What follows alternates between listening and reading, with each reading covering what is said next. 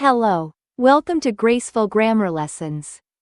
This lesson will cover the words break and break. They are homophones, meaning they sound alike but have different meanings and spellings. Let's look at each one individually. Break.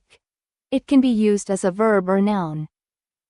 As a verb, it means to separate into pieces, to interrupt something, or to cause something to stop functioning.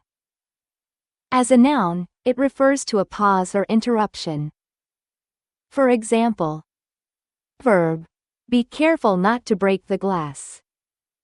Noun, let's take a break after this meeting. Break.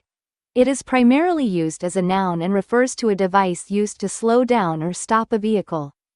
However, it can also be used as a verb, meaning to use the brakes to slow or stop. For example, noun, make sure to check the brakes on your bike. Verb, he had to brake suddenly to avoid hitting the car in front of him. To summarize, break, to separate into pieces or an interruption. Brake, a device to slow down a vehicle or the action of using that device. Don't forget to subscribe, share, comment, and hit that notification bell so you don't miss a lesson.